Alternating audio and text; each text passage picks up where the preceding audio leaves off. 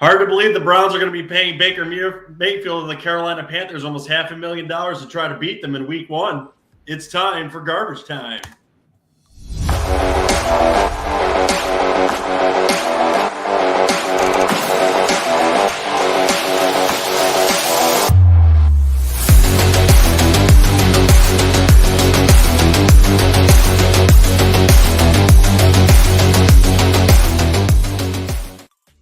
Guys, welcome into Garbage Time Fantasy Football. Tonight, Joe, myself, the guy that can't spell, Ryan and JJ are going tonight. How are you boys tonight? Excellent. I would just like to know who Baker Mayfield is. Mayfield? Yeah, you think I screwed up that introduction a little bit? Well, sometimes that happens. At least you you know have the introduction. I miss an episode and I get rusty. That's all that happens. Guys, if you like these mess-ups and all the bullshit that we put on to this podcast for you, make sure to like and subscribe to the show here on YouTube. And if you're shy and need to listen to us in audio formats, you can find us on Apple, Spotify, Google, now Pandora, Amazon, Iheartradio, Tunein. And if you'd like to leave voice and hate mails, feel free to reach out to us on www.garbagetimeff.com. And boys, without any further ado, would you like to get into the news? Yes. All right.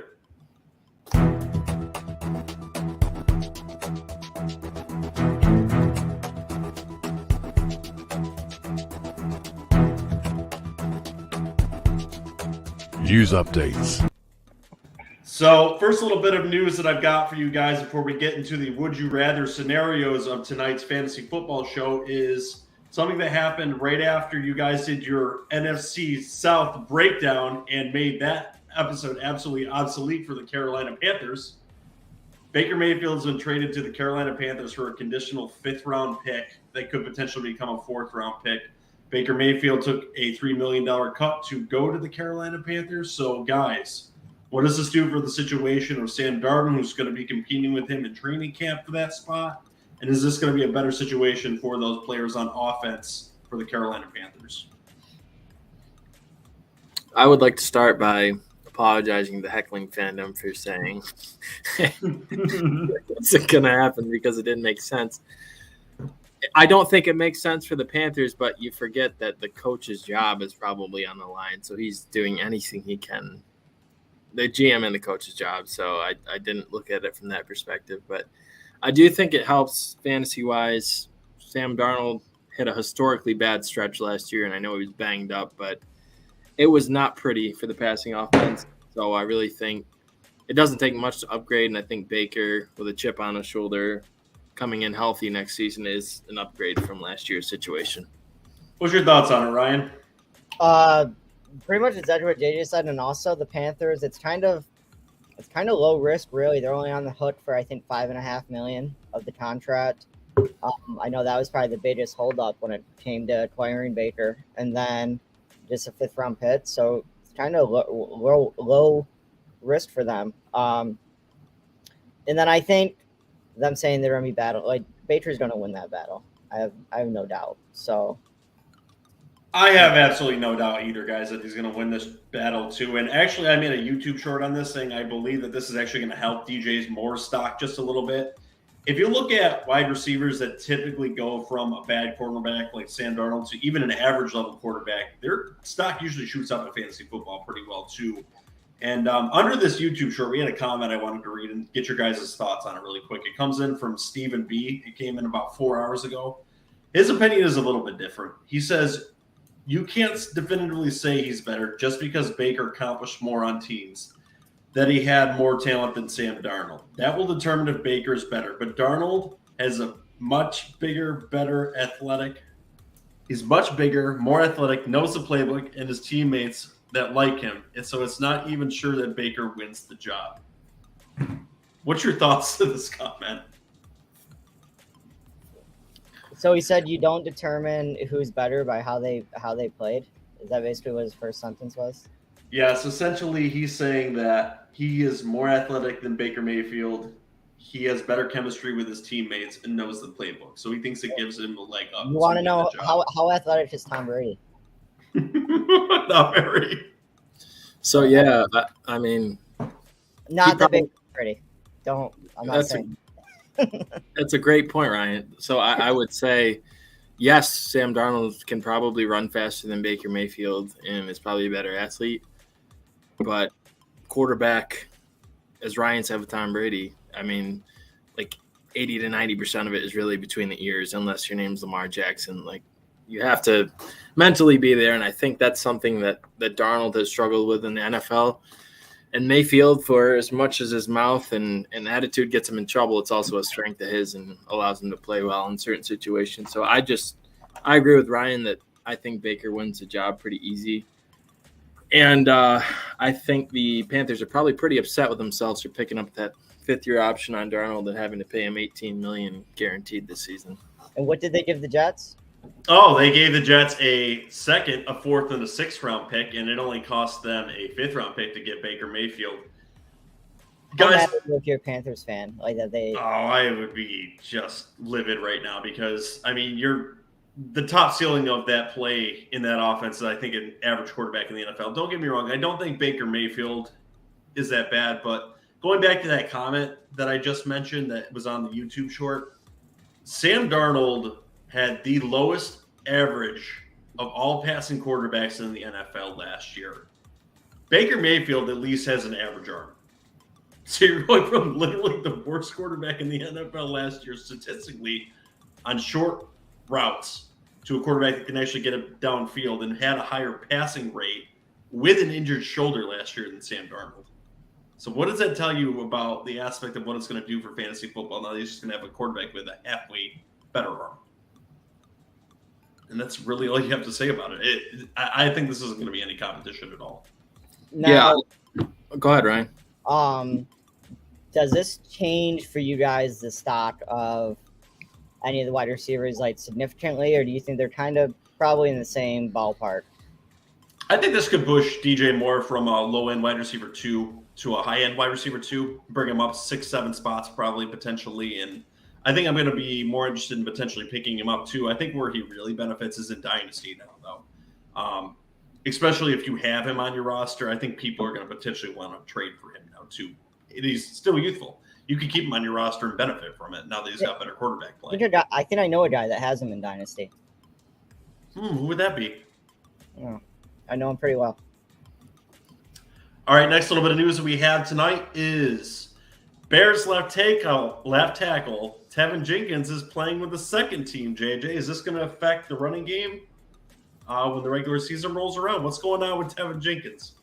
Yeah, this was like news a month ago that I guess the NBC Sports Twitter just picked up.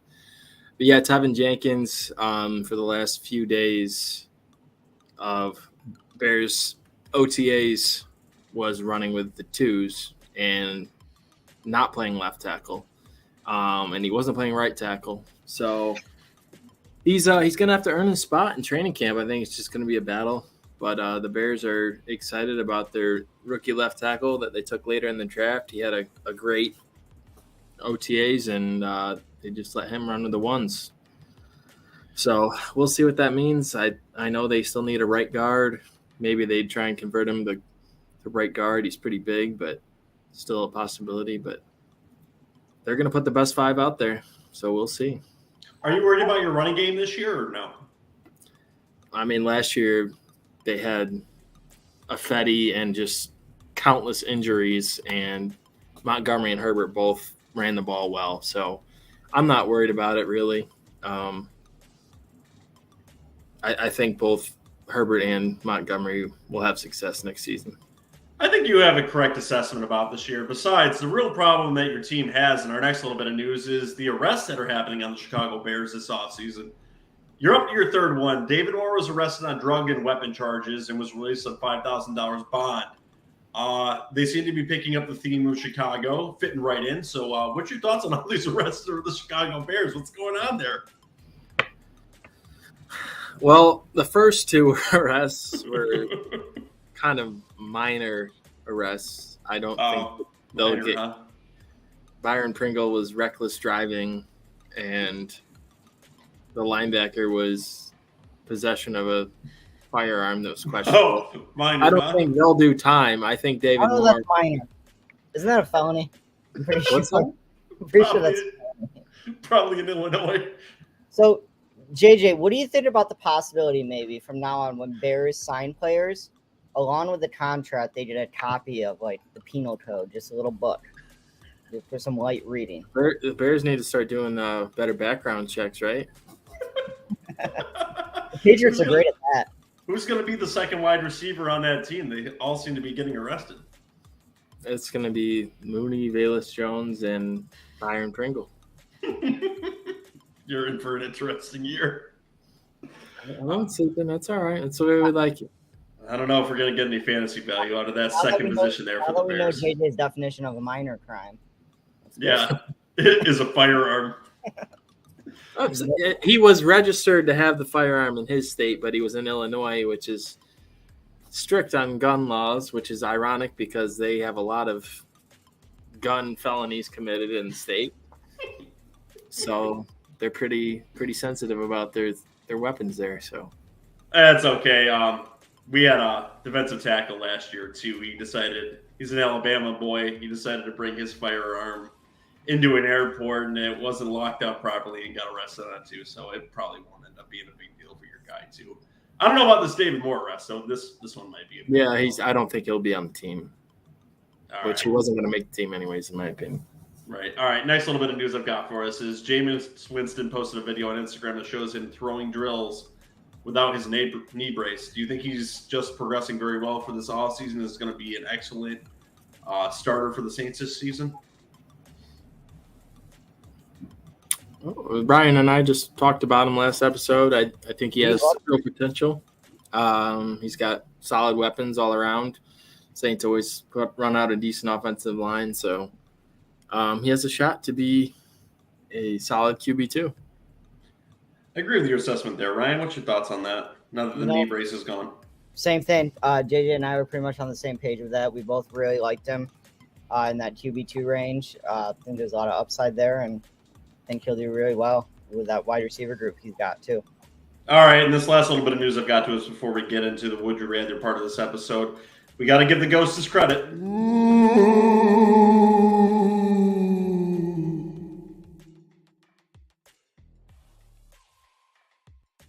There is a report coming out of The Athletic that comes from Nate Taylor's that expects Ronald Jones to have a real shot to potentially win that job over Clyde Edwards-Helaire this upcoming season. Do you think that's going to be what ends up happening there in the Chiefs training camp, boys?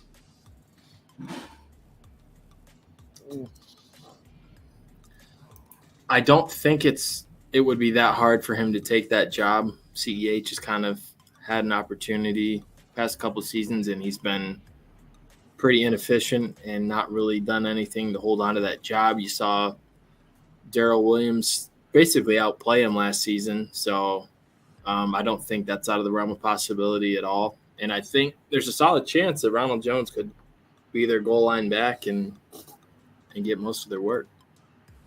Where are you looking at his fantasy value currently?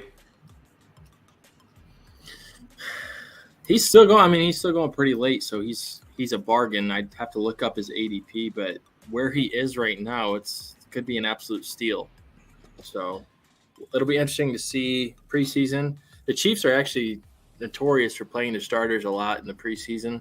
Mm-hmm. So it'll be interesting to see what that mix looks like, and I think we'll probably have a better idea then. Ronald Jones' current ADP for running back in PPR is running back 42.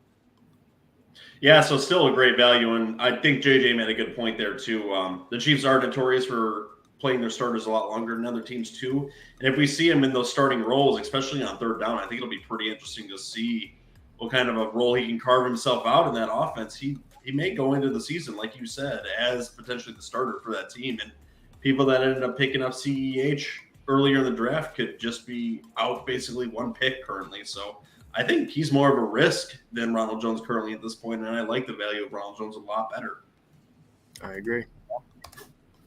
And I think with that, we're ready to get into the Would You Rather portion of this episode, right? Yes, I love these episodes. Let's do it.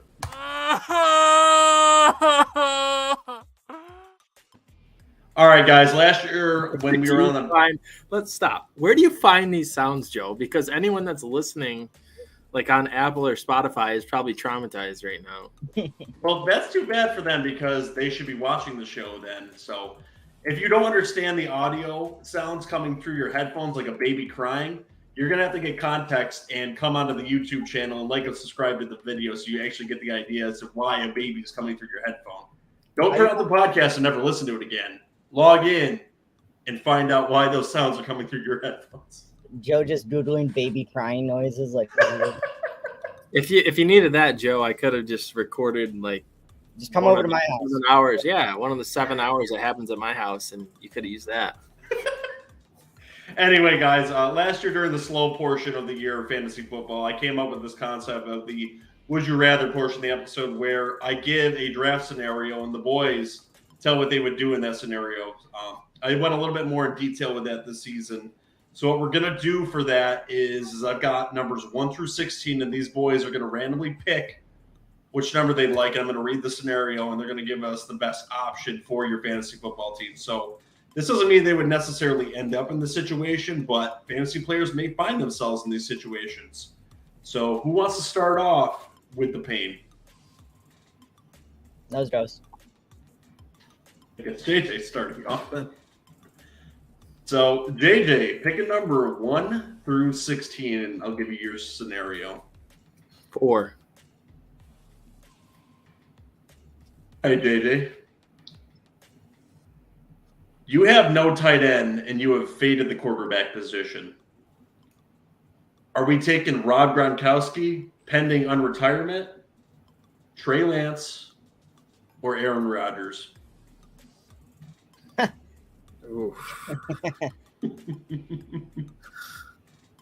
The thing to do is probably not the thing I want to do.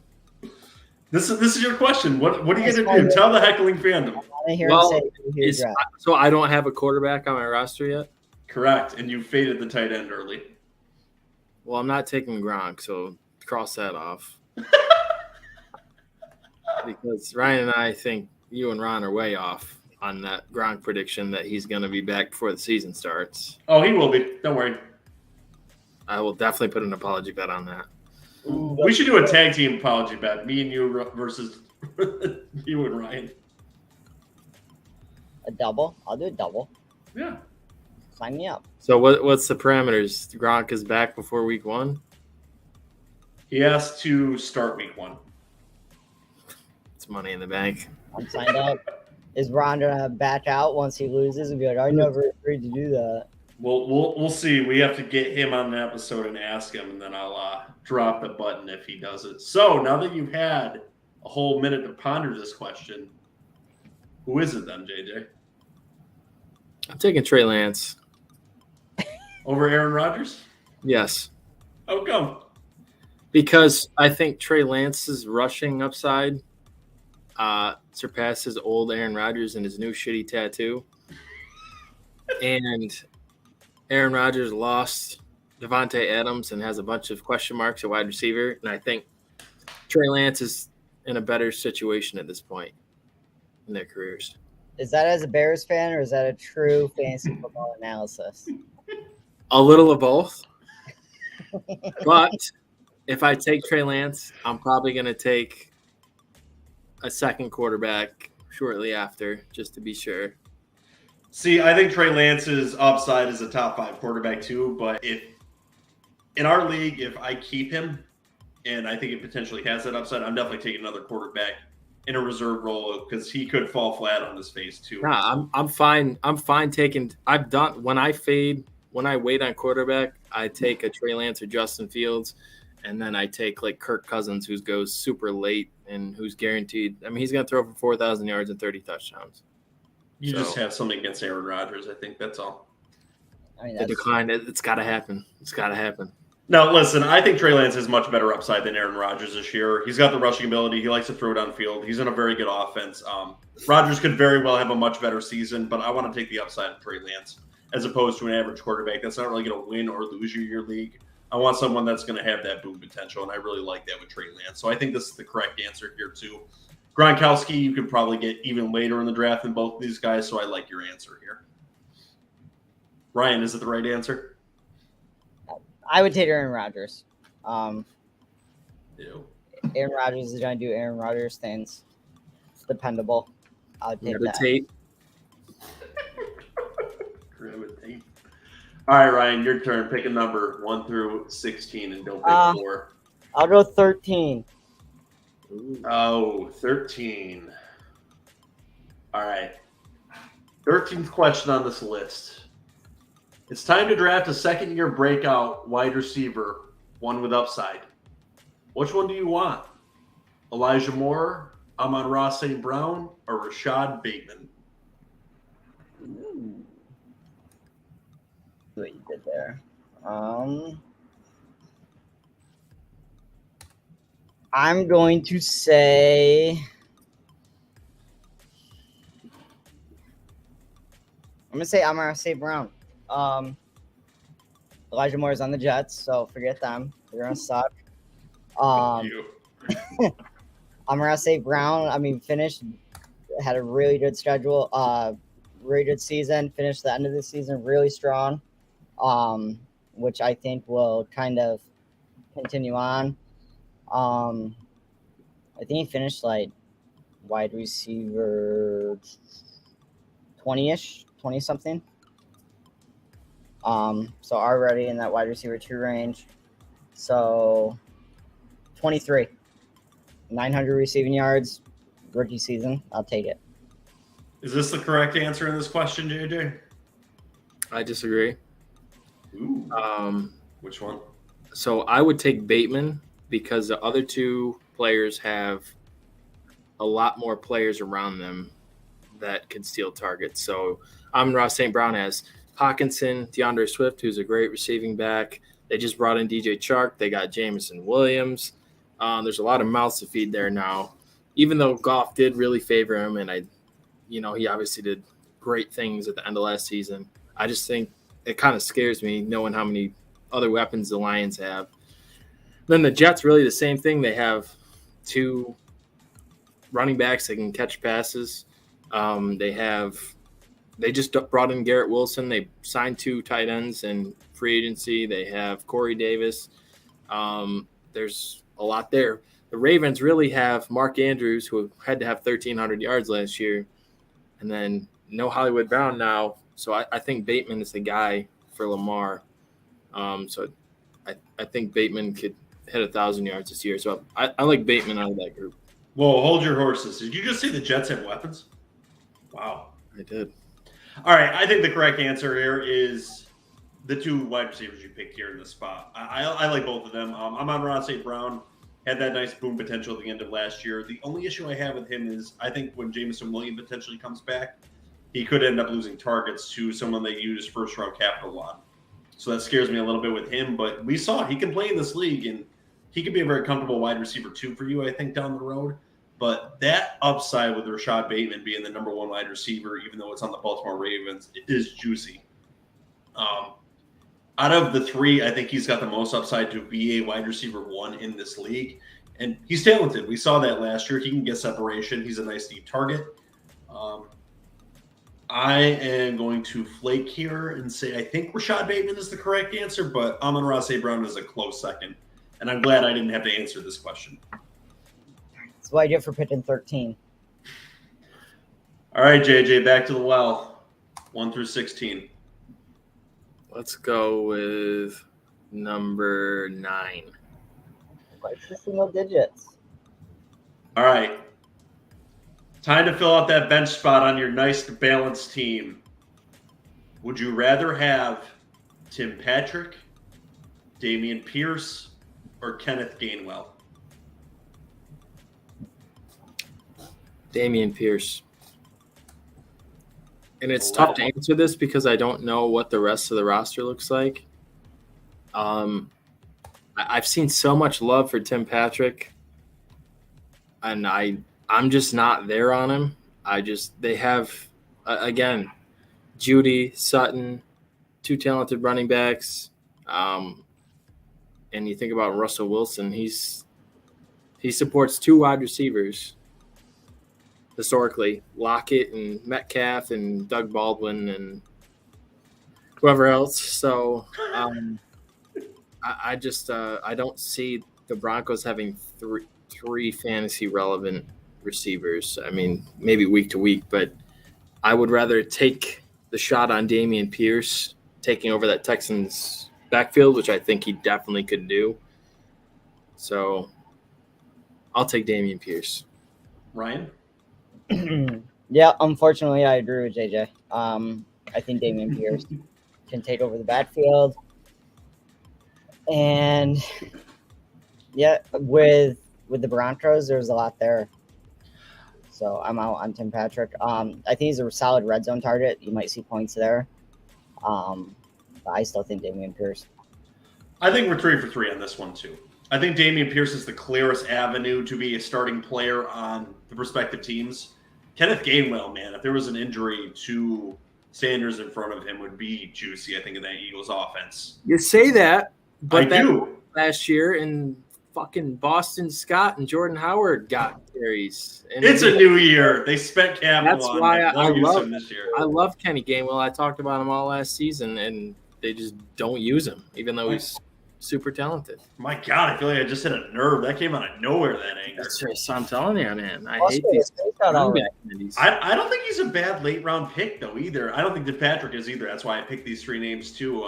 Tim Patrick could be that red zone target and that bravado tight end that Denver has, because they really have quite a question mark at the tight end position. So I really like all 3 of these options, but I think the best late-round option here is Dameon Pierce, based on the talent, based on the avenue, and the specialty of the position here. So I think I would go with Dameon Pierce as well.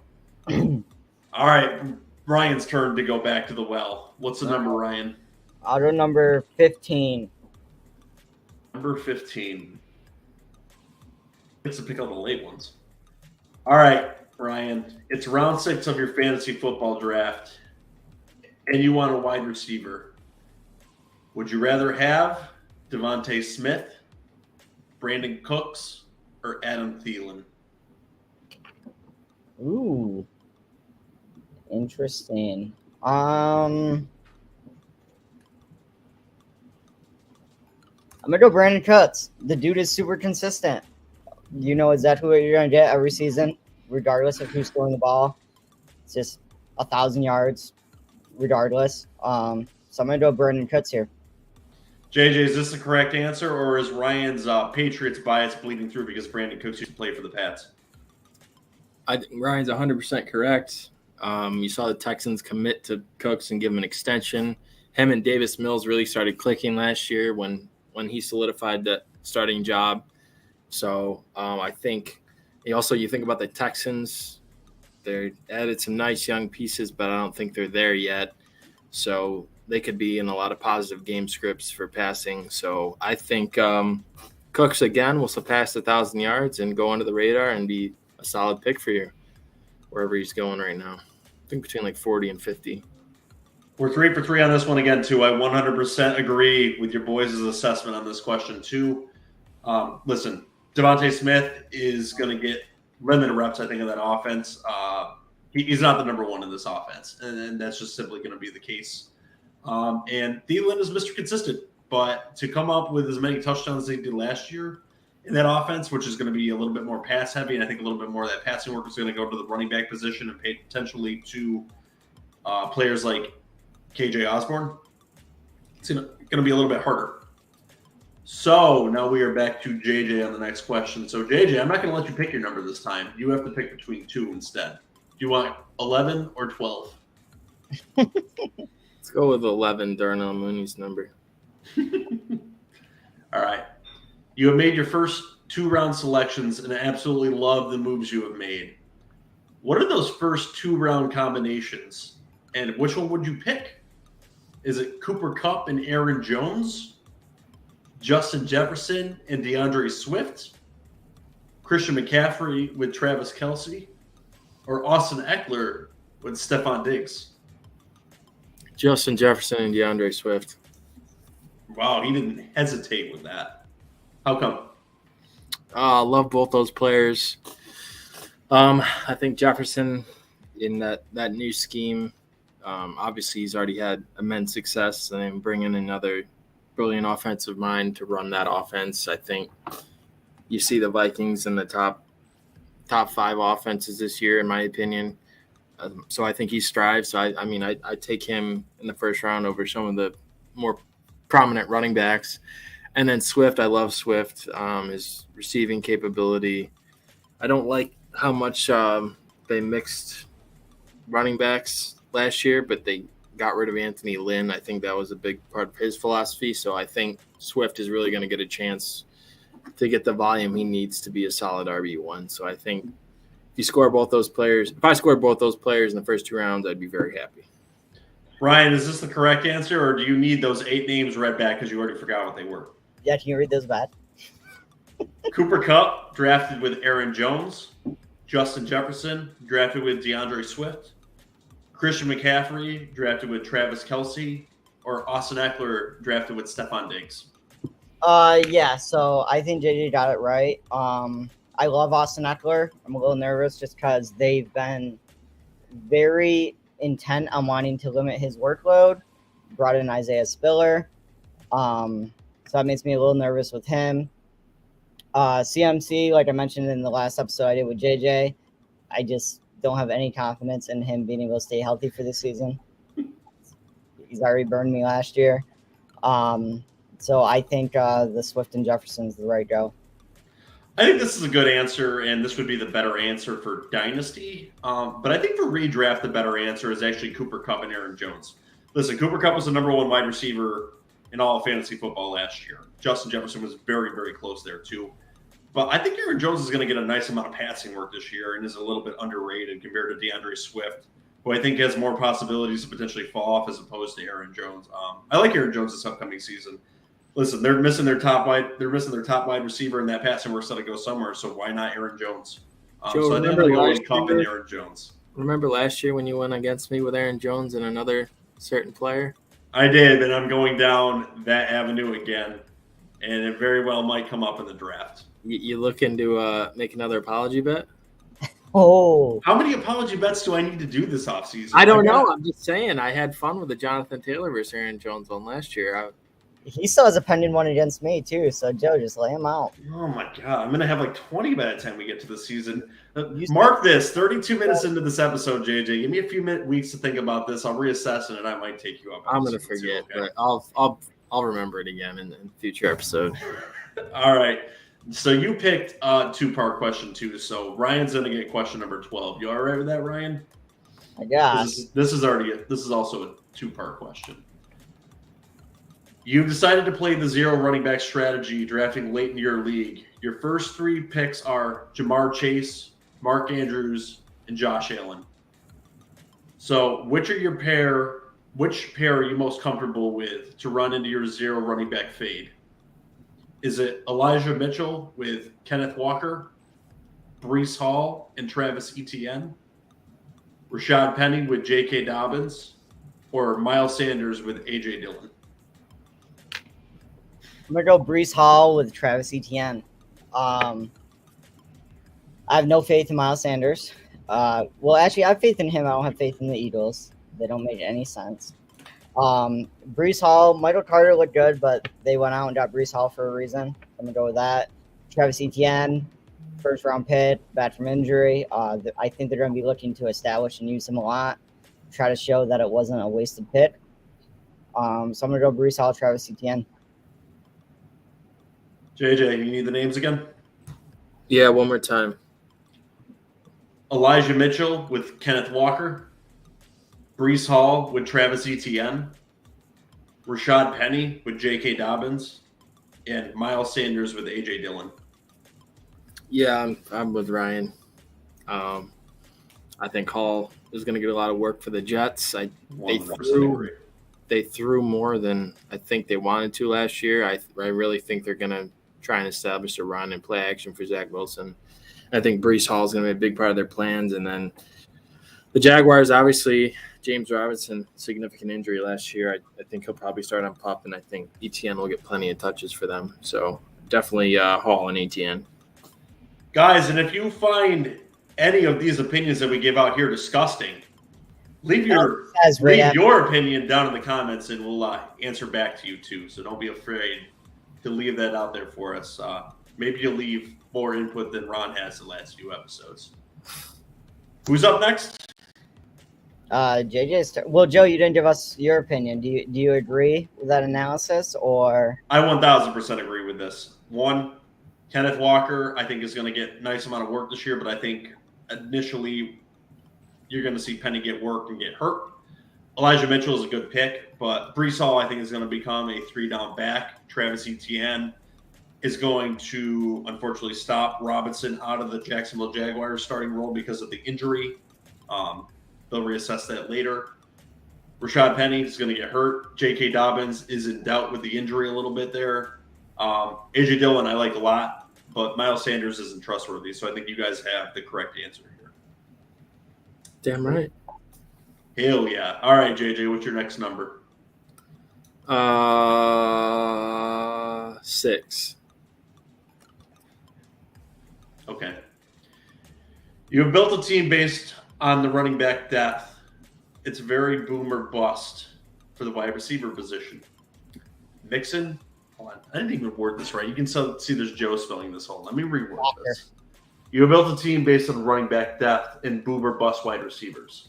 Your picks so far are Mixon, Zeke, Mike Williams, and Hollywood Brown. You need a more consistent third option. Would you rather have Russell Gage or Robert Woods?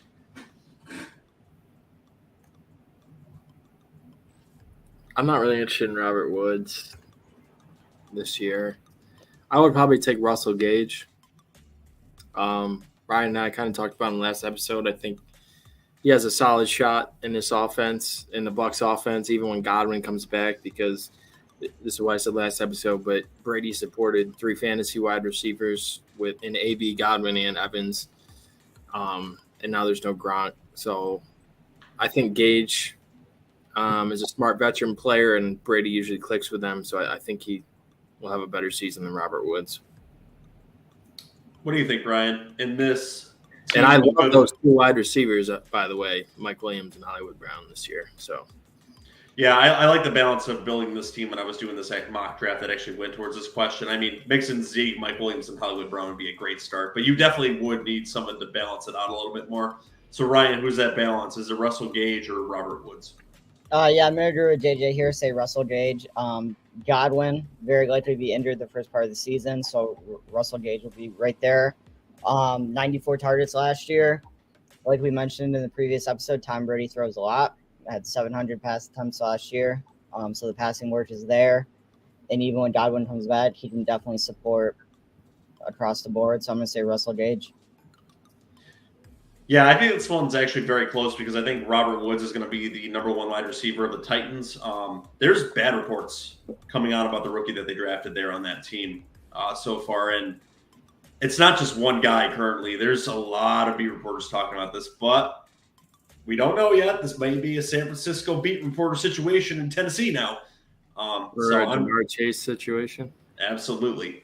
So currently at the moment, I think this is very close, but even with it being close, I think it's Russell Gage. Listen, Tom Brady's going to be throwing in the ball. I think he's going to be a nice, solid, consistent option that's going to get you that good low-end wide receiver 2, wide receiver 3 range, right where about you want to draft him right here. So I think Russell Gage is the correct answer here. So again, boys, correct answer. All right, Ryan, what's your number? I'll go 16. I'll go right to the end. All the way to the end, huh? All right. It's rookie time in redraft format. Which wide receiver do you want? Drake London, Garrett Wilson, Chris Olave, Jamison Williams, or the one that's getting bad reports right now out in Tennessee, Treylon Burks? Ooh. So mind you, redraft, so not dynasty format. Not dynasty. I'm gonna go Drake London because it's basically him and Kyle Pitts, and that's it. He should get a huge amount of work. I think it could set him up to have the best rookie season out of the wide receivers, even if he's not necessarily the best wide receiver in this draft class. But he very well might be. So I'm going to take Drake London. What's your answer, JJ? This is tough. Out of the players, I like Garrett Wilson probably the best. I talked about the Jets and their inconsistency, or what am I? The volume of weapons that they have, and then the Falcons. London doesn't have a lot of competition, but he has Mariota starting. I'm going to go with Garrett Wilson here. I think it's a coin flip between London and Wilson for me, but I'm going to be different. And I'm going to say Garrett Wilson. I'm hoping that him and Zach Wilson can click in training camp and carry it over into the season. What do you think my answer is, JJ? Probably Garrett Wilson. No, I'm going with Drake London in this situation. This is redraft. And you're looking at players that are going to get a massive volume. There's not a lot of weapons there with Atlanta, and I understand the quarterback play may be very underwhelming this season. But again, Atlanta doesn't have a lot of weapons to throw to. They're going to be behind a ton this season. Look for Drake London to just get peppered with targets this season. Whether he catches them, don't know. But I see his upside being potentially wide receiver 3. Garrett Wilson, unfortunately, has a lot of other wide receiver and tight ends that are going to get thrown to, and they may be running the ball a lot more in an offense that favors the run anyway. Chris Olave, again, has some other weapons out there. Jameson Williams is potentially going to be out for half the season. And Treylon Burks is kind of a question mark right now. Don't know what to quite think about him. So, JJ, would you like question 14? I guess so. It seems like you're implying I should pick question 14, so I'll take it. Well, I'm at the bottom of the screen, and I just don't want to scroll up to the other ones. All right. All right, so question 14 is, you have to take a suspended player. So which suspended player are you going to take? And this is round dependent also. DeAndre Hopkins with a 6-game suspension in round 5. Deshaun Watson with a 6-game suspension in round 6. Or Alvin Kamara with a 6-game suspension in round 4. I'll take Kamara. In round 4? I'll take Kamara in round 4. That's probably where, if he gets suspended 6 games, that's probably around where he'll go. That's way too early for Hopkins for me when I think he's lost a step personally, and they brought in Hollywood Brown, and Zach Ertz clicked well with Murray. And then Watson, I can either take quarterback like Lamar Jackson or someone in round 4 or 5, or I can wait and take Trey Lance instead of Aaron Rodgers later in the draft. So I'm going to go with Kamara. Ryan, what's your answer? Yeah, I'll take Kamara as well, just because despite being suspended 6 games, once that 6 games are over, you have an RB1. So DeAndre Hopkins kind of has been faltering a little bit, got banged up last year. Deshaun Watson, I think he's going to be out more than 6 games. If you're wrong. But, yeah, I'm going to go Alvin Kamara. I think Watson's going to be suspended 8 games, but that's not what happened in this scenario. But listen, I am insanely biased towards the running back position in fantasy football. That is absolutely no secret. I always have been. So I think Alvin Kamara at 6 games is the obvious answer here, especially in redraft format where he's clearly a running back 1 when you get him back to. And you can take his handcuffs and survive until week 6. So I think Alvin Kamara in round 4 with the 6-game suspension is the correct answer. But the real answer is don't draft a suspended player and pick someone that's going to play for the entire season. But someone is going to have to. So out of these 3, Alvin Kamara would be the one I didn't want. So Ryan, what's your next number? All right. You said you didn't want to scroll very much, so I'll go number 2. All the way up the list. All right. You have faded the tight end position for almost the entire draft, and you're stuck between 2 tight ends and don't know where to move your mouse. Would you rather have Zach Ertz or Dawson Knox? Do people even use mouses anymore? No, you use your Elon Musk mind and move the mouse. That's tough. I'm going to say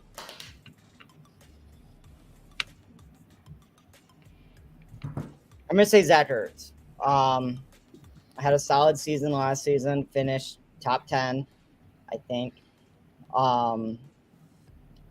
The Bills are super annoying whenever I'd start Dawson Knox in the sense that once they get inside the 10, they just start handing it to Josh Allen to let him run it in.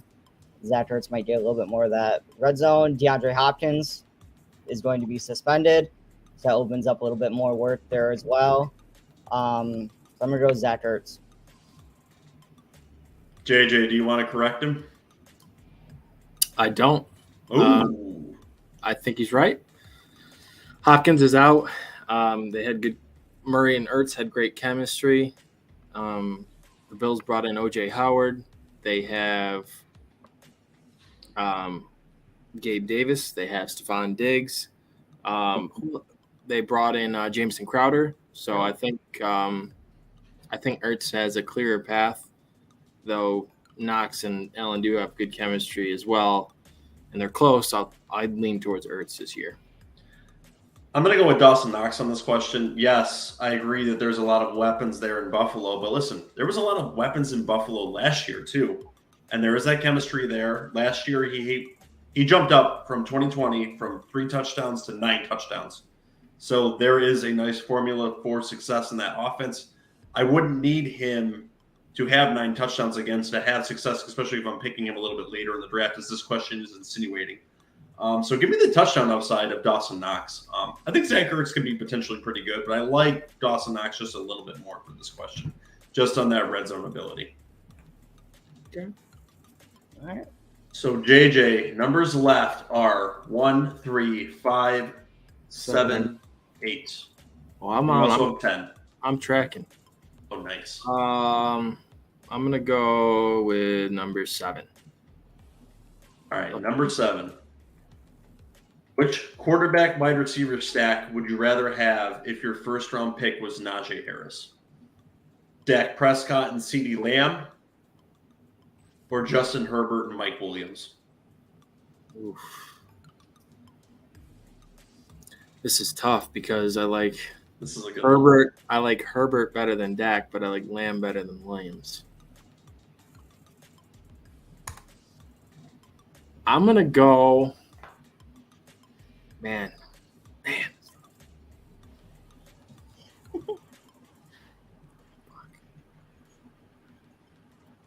gonna have to think about this one. You guys are gonna go the other way, but I'm gonna go with Dak and CeeDee Lamb. How come? I think CeeDee Lamb takes that next step this year and has potential to be the wide receiver 1 this year. Wow. I saw a stat today that I actually retweeted on our Garbage Time Twitter page that the most offensive yards by a team in a season in NFL history, number 1, the 2011 Saints, number 2, the 2013 Broncos, number 4, the 2000 Rams, or number 3, the 2000 Rams, number 4, the 84 Dolphins, and number 5, the 2021 Cowboys. So that is with an extra game, but they still were sneaky in how many yards and how much production they had last year. And Dak was pretty banged.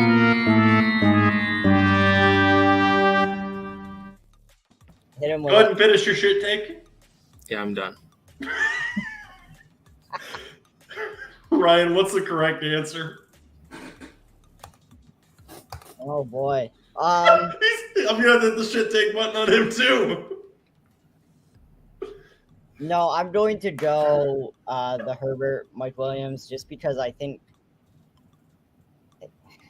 Herbert's so much better than Dak fantasy points wise that it would make up for any disparity between CeeDee Lamb and Mike Williams. And that's assuming that CeeDee Lamb doesn't make a jump. That CeeDee Lamb does make a jump. So I'm going to go Herbert and Mike Williams here. Although Joe may have pressured me into it. I did, probably by hitting the shit take button. So the reason why I think it's a shit take here is you get Najee in the first round. You get a running back that you really like potentially. Listen, there's other wide receivers that you can take instead of CeeDee Lamb in the second round, which is potentially where I think you would take him because a lot of people like his upside. And Justin Herbert, I think, could really be the number 1 quarterback in the league this year, including fantasy football. I think he could be the top in redraft and in dynasty. He's got a lot of weapons on that offense, and there's a lot of other wide receivers that you could get as opposed to CeeDee Lamb and pair them with Mike Williams, who you could get later. Listen, Stephon Diggs, Deebo Samuel, Devontae Adams potentially in the second round, Tyreek Hill. I mean, lots of guys that you could pair with him. Keenan Allen, you could stack both of them. I like Keenan Allen better than CeeDee Lamb. Don't get me wrong. I think CeeDee Lamb is going to be very good. I just think there's a lot better options out there and a lot better stacks than the Dak and CeeDee Lamb one. So I think the correct answer here is Justin Herbert with the upside and the ADP of Mike Williams. I also want to save JJ a little bit to let everyone know that Joe has all these questions and answers well before JJ and I do. We have to answer them on the spot. So Joe's allowed to research. I'm confident in my answer. Last year, Herbert was the number 2 fantasy quarterback. Dak was number 7. Dak averaged 20.66 fantasy points a game. Herbert averaged 23.28. And Dak did it in 16 games, like I said. So I'm sticking with my answer. You're saying that's not a shit take. It's not a shit take. It's a great take. I don't think it's a shit take. I think it's close regardless. It's close. It's going to be close. Yeah. Yeah, no. Well, if you don't want me to have the questions at a time, what do you guys make of Would You Rather show? Joe, I can't wait till you have a kid. I can't wait. Try having 2. All right. Once you have 2, come talk to us. All right, Ryan, which number you want? You're number 3. All right. You're in the 7th round of your draft. Who are you taking? And who would you rather have? Gabe Davis, Allen Robinson, Damian Harris, or the guy that appears again, A.J. Dillon?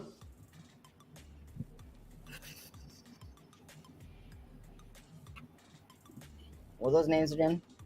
Gabe Davis, Allen Robinson, Damian Harris, and A.J. Dillon.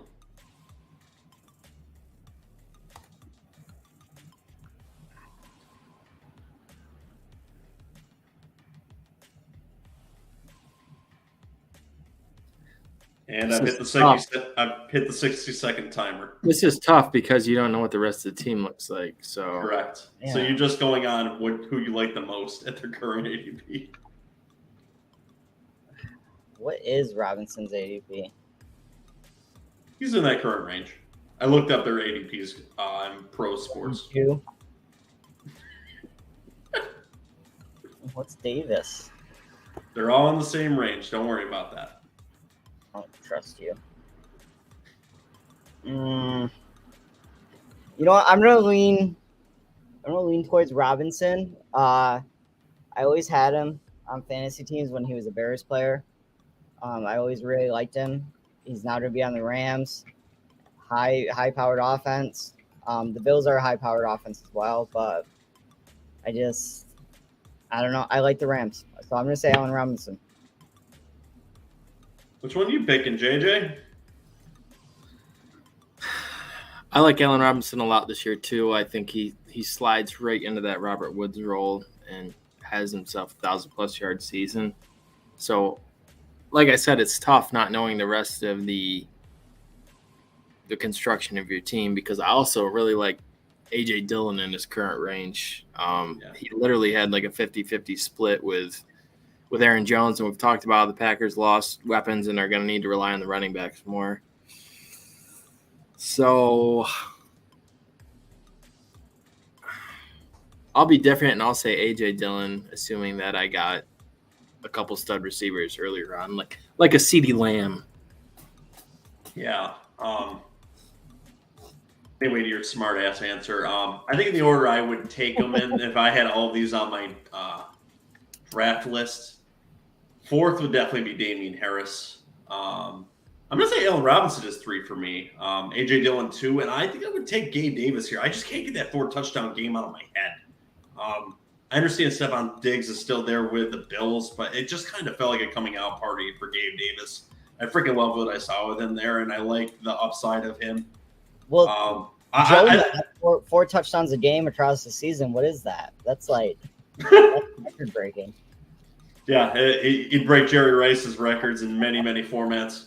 I Don't be shocked if I take a DraftKings bet for a 2-touchdown game for Gabe Davis in Week 1, even if it's against the Rams. I don't know. Something about that game just tells me he's going to break out again for this entire season. Not 4 touchdowns a week, but I love his upside. So I think my answer here would be Gabe Davis. One question, 3 different answers. I love it. I really like it. 3 out of the 4. Like Damian Harris scares me because I believe in Ramondre Stevenson, but the other 3 are all good picks in my opinion. That was a tough one. That was a good one. All right, what's the next question, JJ? Which number? Let's go with number 1, Justin Fields. Uno. Unfortunately, Justin Fields is not in this question. All right, so you have pick 5 in redraft standard. Who is the pick? Cooper Kupp, Najee Harris, or Austin Eckler? So standard? Yes. Throwing us a curveball. Okay.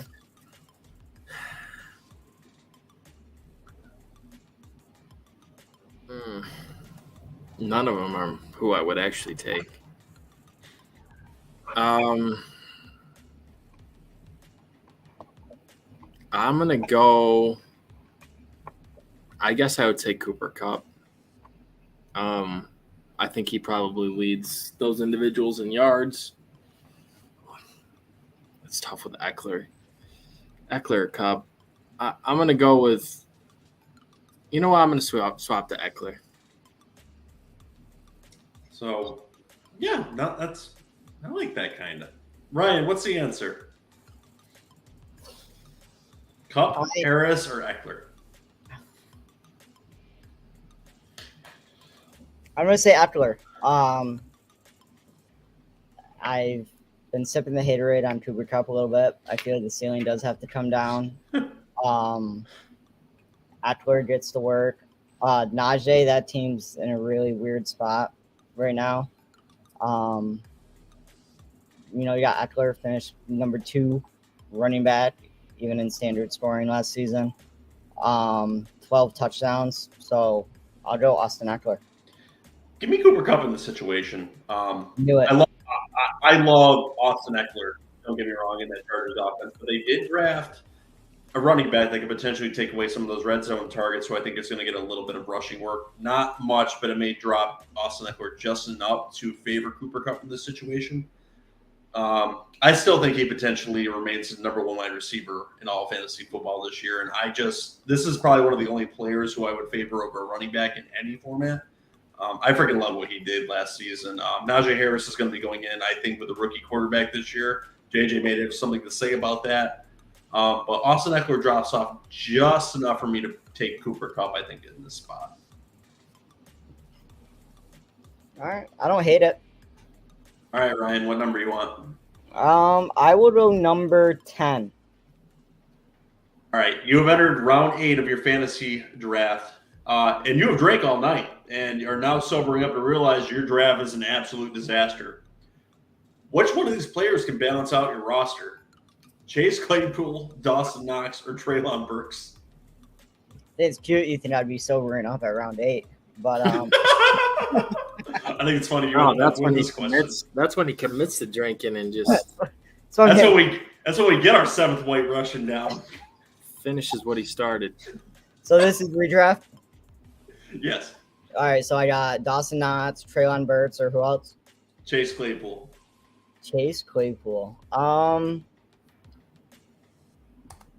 Ooh, I don't know the rest of my team either. Disaster. Absolutely horrible. Just a reminder, Chase Claypool proclaimed himself a top 3 wide receiver in the league. So that'd be true then, right? I don't think I'll be believing him in that format.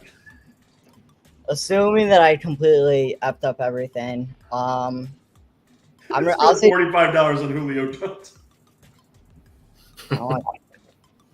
Hey, I bounced back last season. I drank water. I will go, assuming that I completely screwed up everything. I'll take Dawson Knox. At least then I'll ensure that I have a top 10, potential top 5 at a position in the tight end position. If you can get in that top 5, most of the time people that win their leads, they have to have someone in that top 5. So I'll go Dawson Knox. Chase Claypool, they're going to have a rookie wide receiver. Don't really know what that's going to do. You got Deontay Johnson out there still begging for money. And then Treylon Burks with all the issues that have arisen. So give me Dawson Knox.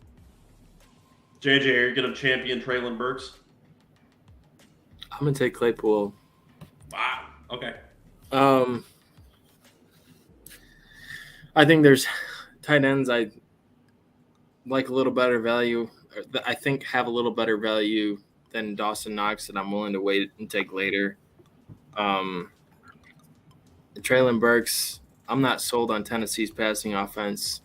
Even when A.J. Brown was a stud, his numbers were great, were good, but not fantastic like they could have been. So I think Claypool has an opportunity with Juju leaving. There are mouths to feed there with Freiermuth and Pickens and Johnson. But Johnson, I don't know. Like, to give CBS Fantasies podcast credit, they brought up a valid point today where the Steelers have been really good at choosing the right receivers to extend.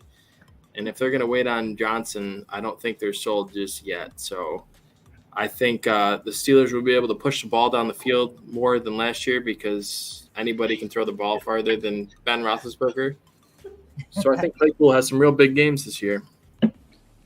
I think George Pickens is going to have a bigger year than Claypool for the reason I don't think any of them are going to have a very big year with the rookie quarterback starting for that team and Najee Harris running it down everyone's throat and getting all the short passes.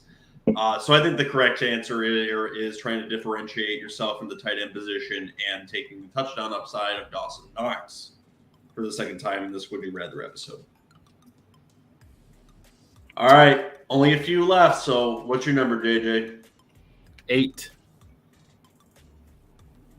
Number 8. You have rounded out your roster and it's time for an end-of-the-bench flyer. Who are you going for? Khalil Herbert, Marlon Mack, Jahan Dotson, or Tyler Algier? Khalil Herbert. That's not even being a Bears fan. He's just one of probably the most elite handcuffs, personally, with what he did last year with Montgomery missing time. He put up better numbers than Montgomery when he filled in. And there's a lot of people that think that the Bears could just let Montgomery walk and Herbert could take that job. He's on a really cheap rookie deal, and he could own that job next year. So there's people that think he could even take the job this year with as efficient as he was last year. So if anything happens in Montgomery in training camp or preseason, he becomes a top 4 round pick. So I'll take Herbert. Ryan, what's your answer? I'm going Tyler Algier here. Like I've mentioned in previous episodes, I'm pretty down on Patterson this season. Really kind of tapered off towards the end of the year. Algier could potentially just walk in and snag that job and be the RB1 on that team. So I'm taking Tyler Algier here. Might get a starting running back that late. So I'll go for it. I'm going to agree with Ryan on this one, too. I like the potential of Algier to walk in and potentially get that starting job maybe halfway through the season. Can help elevate your team there. Yes, JJ, I understand that he is an elite handcuff, and I 100% agree with you. But the problem is David Montgomery is the starter there. And even when he came back, Herbert didn't get the work. Montgomery got the work. So give me the player that's going to be on the field. And I honestly think that's going to be Algier. So I think David Algier is the correct answer here. Well, is he going to be on the field? Because there's I think so. There's Patterson and Damian Williams there. He's just Damian going to step right in as a 5th round pick and run away with that job. I do. I think so. All right, Ryan, you ready for question number 5? Yes, give it to me. All right. You've decided to draft a stack of unproven wide receiver combos. Funny enough, they're from 2 different teams, but the same teams. Let me explain. Which combo would you rather have? Christian Watson and Juju Smith-Schuster, or Sky Moore and Allen Lazard?